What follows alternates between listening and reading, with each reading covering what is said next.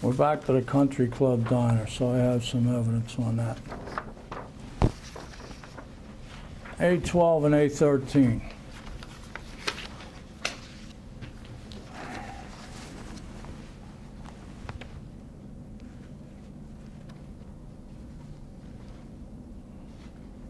I'll read it into the record. My name is John W. Jack Johnson. I formerly worked for years as a bartender at Richie Johnson's Tavern near the Tacony-Palmyra Bridge in northeast Philadelphia.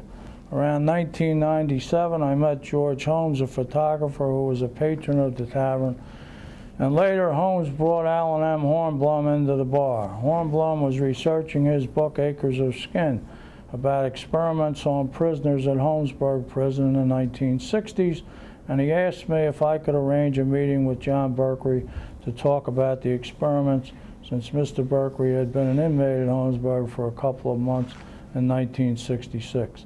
Since I was friendly with Edward Berkery, John Berkery's brother, I went up to see Edward Berkery at the Solaris Bar in Chestnut Hill, where Edward Berkery worked.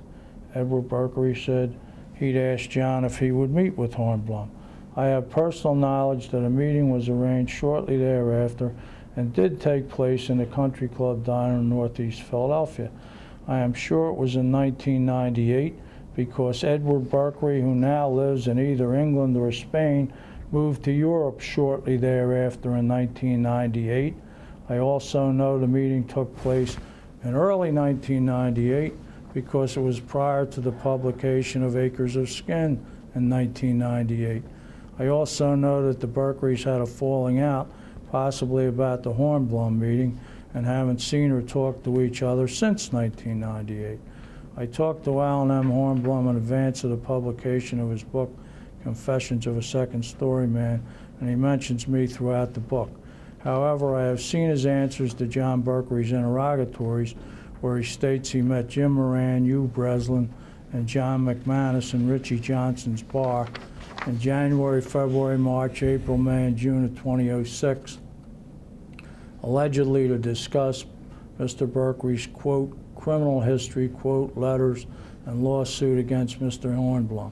Anytime Hornblum wanted to talk to anyone who came from Kensington, he always met them when I was working. Johnson's bar is very small, and I could see anyone he met with. I can therefore say with certainty that the meetings Hornblum alleges never took place, nor did I myself ever give Hornblum any information concerning Mr. Berkery. A little different than the way you remember it, isn't it?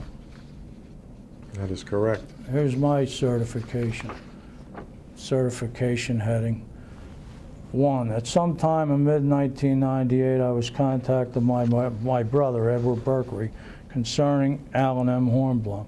Edward said that Hornblum had written a book about scientific experiments on prisoners at Holmesburg Prison in Philadelphia, and had heard that I was there during the course of said experiments.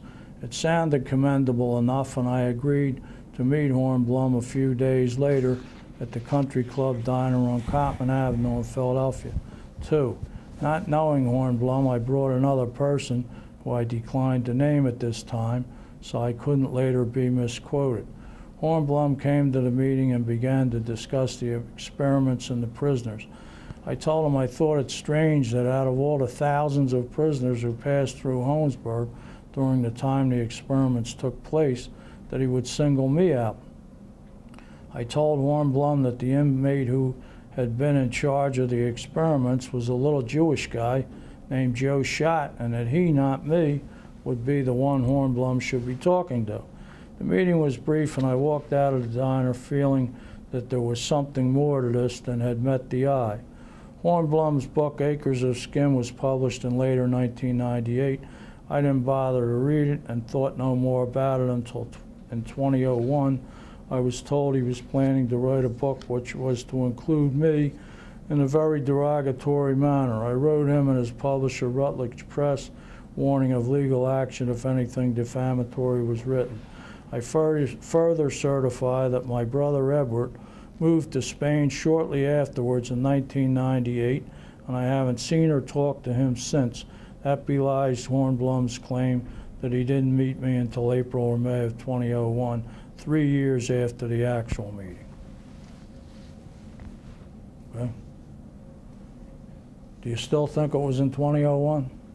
Absolutely.